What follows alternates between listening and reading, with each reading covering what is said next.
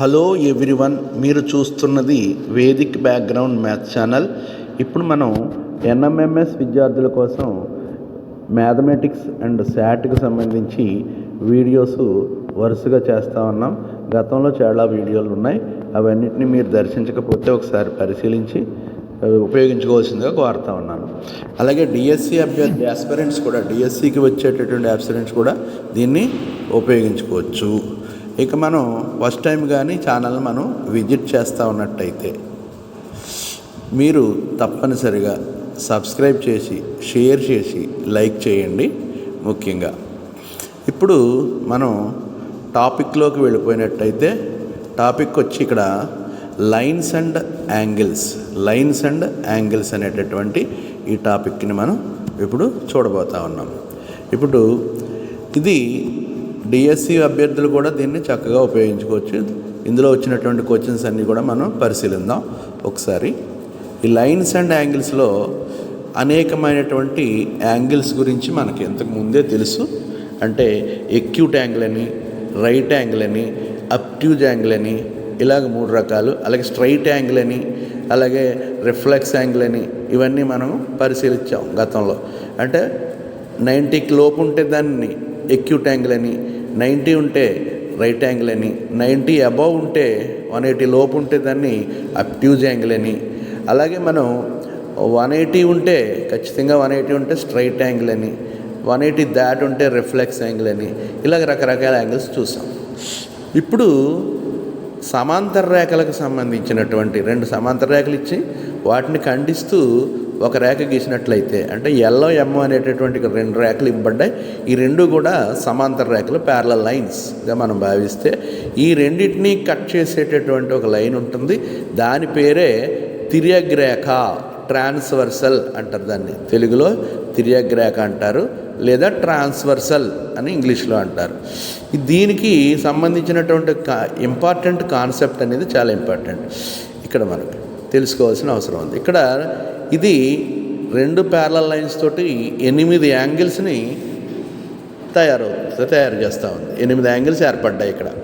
ఆ 8 angles number ఇచ్చుకుంటే మనం వరుసగా 8 కనిపిస్తాం. 1, 2, 3 అలా మనం ఇచ్చుకుంటా పోయాం. ఇప్పుడు ఇక్కడ కొన్ని యాంగిల్స్ని పరిశీలిస్తే యాంగిల్ 1 ఎలాగైతే ఉందో యాంగిల్ 5 కూడా అదే విధంగా కనిపిస్తూ ఉంది. సో ఈ రెండింటినీ మనం కరస్పాండింగ్ యాంగిల్స్ అంటారు. Corresponding angles. అలాగే ఈ ఒక్క జతే కాదండి, 2కి 6 అనేది కరస్పాండింగ్, అలాగే 3కి 7, 4కి 8 అనేవి కరస్పాండింగ్ యాంగిల్స్గా మనం భావించవచ్చు. అయితే 2 ప్యారలల్ లైన్స్ని ఒక తిర్యగ్రేఖ ఖండించినప్పుడు మీకు కరస్పాండింగ్ యాంగిల్స్ అనేవి ఈక్వల్గా ఉంటాయి. అంటే 1 ఎంత ఉందో 5 అంతే ఉంటుంది, అలాగే 2 ఎంత ఉందో 6 అంతే ఉంటుంది. సో కరస్పాండింగ్ యాంగిల్స్ అనేవి ఈక్వల్గా ఉంటాయి అనేది మనం ఇక్కడ ఫస్ట్ పాయింట్ నేర్చుకోవాల్సింది. అంటే 1 చూడండి ఏ విధంగా ఉందో, 5 కూడా అదే యాంగిల్, సేమ్ ప్లేస్ని సూచిస్తూ ఉంది. సో యాంగిల్ 1 ఈజ్ యాంగిల్ 5 గాను, అలాగే ఒక జత ఇంకొక జత తీసుకున్నట్టయితే యాంగిల్ 2 ఈజ్ యాంగిల్ 6 గాను, అలాగే మనకు ఇంకొక జత తీసుకున్నట్టు యాంగిల్ 3 మనకి యాంగిల్ 7కి సమానం అవుతుందని ఇంకో 2 జతలు ఉన్నాయి. యాంగిల్ 3 యాంగిల్ 7కి, అలాగే యాంగిల్ 4 యాంగిల్ 8కి. వీటిని కరస్పాండింగ్ యాంగిల్స్ ఆర్ ఈక్వల్ అనే మోస్ట్ ఇంపార్టెంట్ పాయింట్ని, అంటే ఇవన్నీ మనం ప్రాబ్లమ్స్ చేసేటప్పుడు ఉపయోగించుకోవడానికి చాలా అవసరం అవుతాయి. అలాగే రెండో point, alternate interior angles are equal, లేదా ఆల్టర్నేట్ ఎక్స్టీరియర్ యాంగిల్స్ కూడా ఈక్వల్ అని చెప్పచ్చు. ఎక్స్టీరియర్ కాదు ఇంటీరియర్ కానీ ఆల్టర్నేట్ అంటే ఏంటండి, ఒక 2 లైన్స్ని, ప్యారలల్ లైన్స్ని ఒక ట్రాన్స్వర్సల్ తిర్యగ్రేఖ ఖండించినప్పుడు లోపల ఉన్నాయన్నీ మనకి ఇంటీరియర్ యాంగిల్స్ గాను, బయట ఉన్నవన్నీ ఎక్స్టీరియర్ యాంగిల్స్ గాను భావిస్తాం. ఈ లోపల కూడా ట్రాన్స్వర్సల్కి అటు ఇటు ఉన్నటువంటివి, అటొకటి ఇటొకటి మనం ట్రాన్స్వర్సల్కి గీసుకున్నట్టయితే ఈ ట్రాన్స్వర్సల్కి 3 ఒకవైపు ఉంది, 5 ఆల్టర్నేట్గా ఇంటీరియర్ యాంగిల్స్గా మనం భావిస్తే alternate interior angles are equal అనే ఈ పాయింట్ ద్వారా చాలా ముఖ్యమైనటువంటి విషయాలు తెలుసుకోవచ్చు. అలాగే యాంగిల్ 4 యాంగిల్ 6కి ఆల్టర్నేట్ ఇంటీరియర్ యాంగిల్స్. ఇదే విధంగా ఎక్స్టీరియర్ యాంగిల్స్ని మనం పరిశీలించుకోవచ్చు, వాటిని కూడా మనం రాసుకోవచ్చు. ముఖ్యమైన పాయింట్ ఏంటంటే alternate interior angles are equal, అంటే ఏకాంతర కోణాలు సమానము అనేటటువంటి పాయింట్ని, ఏకాంతర కోణాలు అంటే alternate interior angles are equal అనే పాయింట్ని మనం గుర్తుపెట్టుకోండి. దాని ప్రకారంగా రెండో పాయింట్ అయింది. ఇప్పుడు మూడో పాయింట్కి వచ్చినట్లయితే angles in the same side of the transversal, angles of the same side of the ట్రాన్స్వర్సల్కి అంతరంగా ఉన్నటువంటి రెండు యాంగిల్స్ తీసుకున్నట్టయితే ఆ రెండు ఒకే వైపున ఉన్నటువంటి రెండు పరిశీలిస్తే వాటి కూడిక రెండు కలిస్తే 180 degrees ఉంటుందనేది ఈ పాయింట్ యొక్క సారాంశం. అలాగే యాంగిల్ 4, యాంగిల్ 5 తీసుకున్న 180 ఉంటుంది, రెండు కలిస్తే 180 ఉంటుంది. మూడో పాయింట్గా మనం దీన్ని పరిశీలించవచ్చు. Angles of the same side of the transversal are supplementary అనేది, అంటే రెండు కలిస్తే 180 ఉంటుంది అనేది. ఈ 1, 2, 3 పాయింట్స్ చాలా ఇంపార్టెంట్ పాయింట్స్ ప్యారలల్ లైన్స్కి సంబంధించి. దీని మీద మనం ఒక క్వశ్చన్ని మనం పరిశీలిద్దాం. అదేంటంటే, అంటే ప్రాబ్లమ్స్ ఇందులో 8 యాంగిల్స్ ఉన్నాయి. మనకు ఒక యాంగిల్ తెలిస్తే ఈ 3 పాయింట్లను ఉపయోగించుకుని మనం ఒక యాంగిల్ తెలిస్తే మిగతా అన్నీ చెప్పేయచ్చు. అదేవిధంగా మనం ఇక్కడ ప్రాబ్లమ్ని పరిశీలిద్దాం. రెండు PQ అనేటటువంటి ఒక లైను, RS అనే ఒక లైను, ఈ రెండు ప్యారలల్ లైన్స్గా భావించాలి.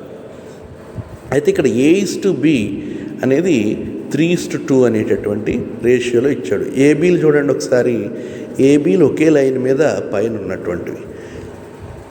అప్పుడు A:B 3:2 అయితే A+B లీనియర్ పేర్ కదండి, అంటే A+B రెండు కలిస్తే మీకు 180 degrees వస్తుందనేది ఇక్కడ మనకు అర్థమవుతుంది. అంటే రెండు కలిసి 180 ఉన్నప్పుడు ఏ ఎంత బి ఎంత అనేది ఈ రేషియో ప్రకారంగా మనం చేయాలి. రేషియో ఏం చెప్తుంది? 3:2 కాబట్టి ఫస్ట్ ఏ చూద్దాం. ఏ ఏమో 180 degreesలో 3 భాగాలు ఏకి ఇవ్వాలి, 2 భాగాలు బికి ఇవ్వాలి. అంచేత మొత్తం 5 భాగాలని చేసి దాన్ని 3 భాగాలు 180ని 5 భాగాలు చేస్తాం. అంటే 180 × 3/5 వేసుకుంటాం. 5 ఎన్నిసార్లు పోతా ఉంది? 5 అనేది 18 సార్లు పోతా ఉంది. అక్కడ 3 18లు మనం గుణించుకున్నట్టయితే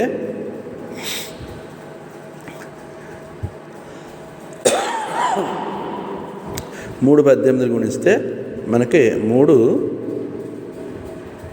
18 కాదండి, ఇక్కడ 180 కదా, సారీ 180లో పోయింది 36 సార్లు పోతుంది. 36 × 3 180 degrees. అలాగే 2 భాగాలు చేయాలి కాబట్టి 36 × 2 72. ఇప్పుడు ఏ అనేది 108 వచ్చింది. ఏ వస్తే మనకి ఇక్కడ ఈ ABCD E అనేది కూడా తెలిసిపోయింది. అంటే ఏ ఎంత ఉందో ఈ కూడా అంతే ఉంది. యాంగిల్ ఏ ఎంత ఉందో యాంగిల్ ఈ కూడా అంతే ఉంది. అది 108 degrees తీసుకోండి. ఇంకా బి తెలిసింది కాబట్టి, అదేవిధంగా బి తెలిసింది కాబట్టి ఇక్కడ బీకి కరస్పాండింగ్ యాంగిల్ అనేది ఎఫ్ కాబట్టి బి ఎంత ఉందో ఎఫ్ కూడా అంతే ఉంటుంది. అది ఎంత? 72 degrees. ఇంకా మొత్తం అన్నింటిని కూడా మిగతా అన్నింటిని కనుక్కోవచ్చు ఈ విధంగా. ఏ తెలిస్తే ఇక్కడ ప్రాబ్లంలో సి కూడా అంతే. ఎంచేత వెర్టికల్లీ ఆపోజిట్ యాంగిల్స్ కాబట్టి ఏ ఎంత ఉందో సి కూడా అంతే ఉంటుంది. అలాగే మిగతా యాంగిల్స్ మనం దీని ద్వారా మనం కనుక్కోవడం ద్వారా మనకి ఈ యాంగిల్స్ అన్నిటినీ మనం vertically opposite angles are equal అనే పాయింట్ ప్రకారంగా కొన్నిటిని, అంటే ఇక్కడ ఉన్నటువంటి యాంగిల్స్ని మనం కనుక్కోవడం చాలా ఈజీ అవుతుంది. అంటే మనకు తెలిసినటువంటి 2 యాంగిల్స్ తెలిస్తే మిగతా అన్నీ కూడా మనం కనుక్కోవచ్చు అనేది దీని ద్వారా అర్థమవుతున్నటువంటి విషయం. ఇప్పుడు ఇందులో ఏ ఎంత ఉందో సి అంతే ఉంది, ఓకేనా? అలాగే ఏ ఇక్కడ ఈ కూడా అంతే ఉంటుంది. ఈ ఎంత ఉందో జీ కూడా అంతే ఉంది. అంచేత 4 యాంగిల్స్ ఒకేలాగా వస్తాయి. అంటే 108 ఒకటి, 72 ఒకటి. ఇవి డయాగ్రామ్ని బట్టి మనం నిర్ణయించాలి. అంటే ఇలాంటి ప్రాబ్లమ్స్లో ఒక్క యాంగిల్ తెలిస్తే మొత్తం అన్ని యాంగిల్స్ని కూడా మనం కనుక్కోవచ్చు అనేది దీని ద్వారా తెలుస్తూ ఉంది. సో ఈ కాన్సెప్ట్ అనేది చాలా ఇంపార్టెంట్, ఉపయోగపడుతుంది. మీకు ఈ వీడియోలో ఈ కాన్సెప్ట్ ఉపయోగపడుతుందని భావిస్తే ఖచ్చితంగా సబ్స్క్రైబ్ చేసి, షేర్ చేసి, లైక్ చేయండి. Thank you one and all.